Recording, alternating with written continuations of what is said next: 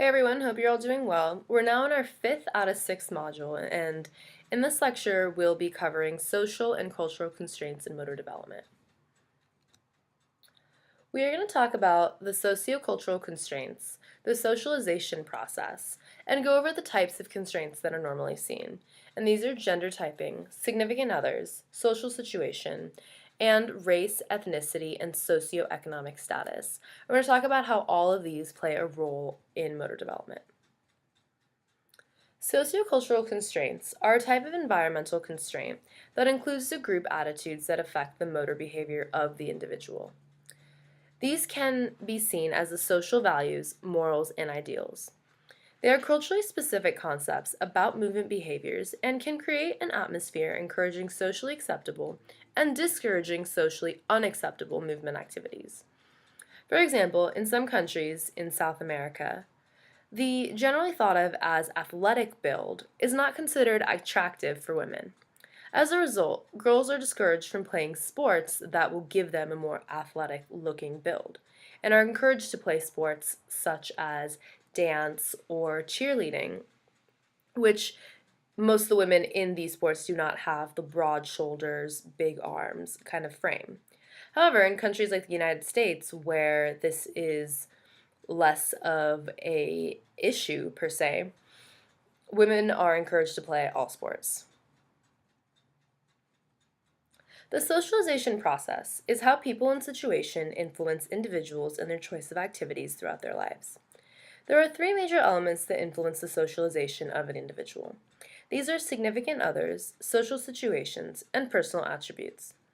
Significant others are influential or important people and are not just seen as, a boyfriend or girlfriend, but as a significant person in the person's life.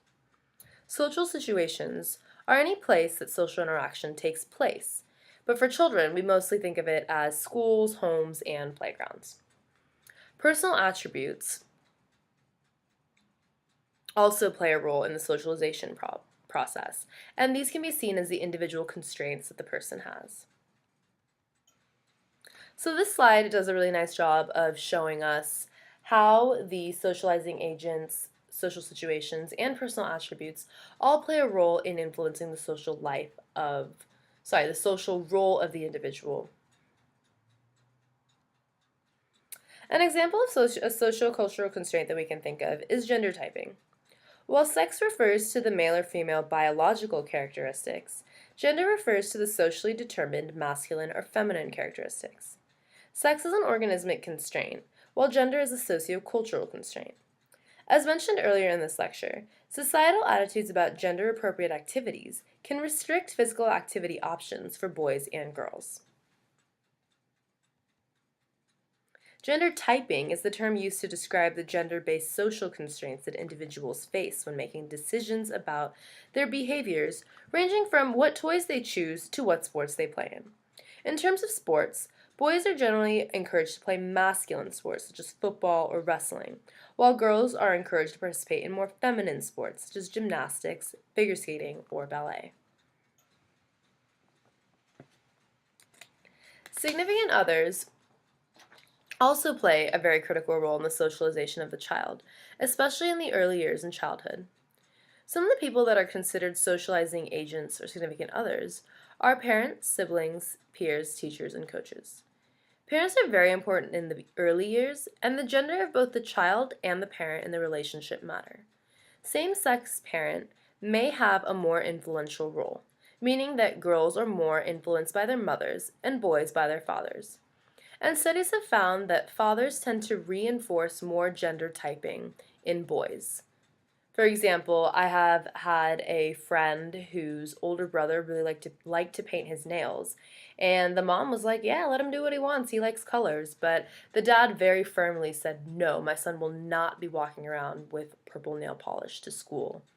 So this kind of shows how the fathers are reinforcing that gender typing in boys. That's not really a physical activity example, but I hope that kind of brings to light a little bit of what we're trying to get out of that. Siblings also play a huge role in influencing the individual, as often they are the child's first playgroup. Girls' sports and participation is influenced by brothers and sisters, but boys are more influenced by their brothers. As a child grows up, the sibling has less of an influence on the behavior of the child. Peers also play an influential role, as they are particularly influential after childhood. So after the role of the sibling kind of diminishes, the role of the peer takes over really from that point. Peers provide a strong influence for group activity, including team sports and non-sport clubs. Peer group preference for passive activities can actually lead once active children into a sedentary adolescence. For example, if a child is hanging out with kids who don't really like to play sports, they may be influenced to drop whatever sports they play and then choose to play video games, for example, instead. Coaches and teachers also play a role, but research has been inconclusive in determining what exactly is their role. They primarily exist to reinforce existing socialization patterns. In order to provide an inclusive environment, teachers and coaches must avoid adverse socialization, which discourages participation in sport. One example of an adverse socialization is the elementary school, middle school, even high school gym class, where dodgeball is oftentimes played. This tends to discourage participation in physical activity for some of the weaker and smaller children because they tend to be picked on because they're not necessarily good at it. If you think of any typical, TV show that is set in a high school, you see like the little skinny kids get picked on by the big kids in gym class.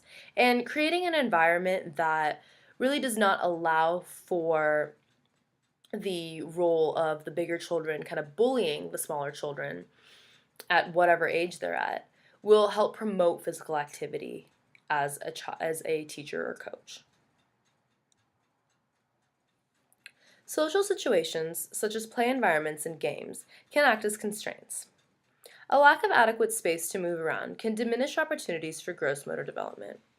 Gender-type play and environments also influence behavior. Many of these environments deprive girls to perform complex skills because girls are generally not encouraged to play with the boys. Traditional boy games are competitive in nature, while girls' games tend to be more cooperative and interdependent. Social situations, such as play with toys, can act as constraints, as certain toys can encourage children to be active or inactive. For example, video games tend to discourage activity, with the exception of this Pokemon Go stuff that apparently has you walking everywhere. I don't really get it. Toys such as balls or rackets tend to encourage activity more. Gender typing can also take place via toys, as certain toys are marketed to boys, while others are marketed towards girls.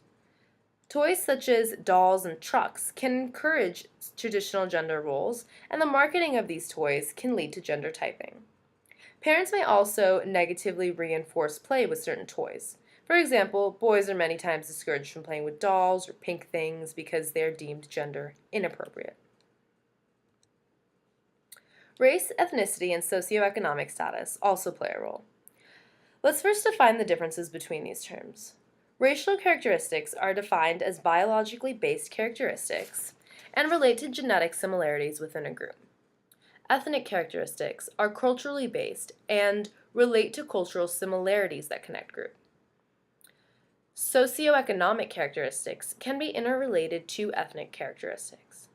It is important, however, when examining these differences to not suggest that these differences are biological in nature. Just to wrap up this lecture, we can see that as individuals, we are constantly interacting with and are influenced by others. Sociocultural constraints interact with individual constraints that encourage and discourage movements. Sociocultural constraints are associated with different groups, and the difference between groups is a research focus. Thanks, guys. Have a good rest of your day, and please let me know if you have any questions at all about anything that we went over in this lecture. Bye!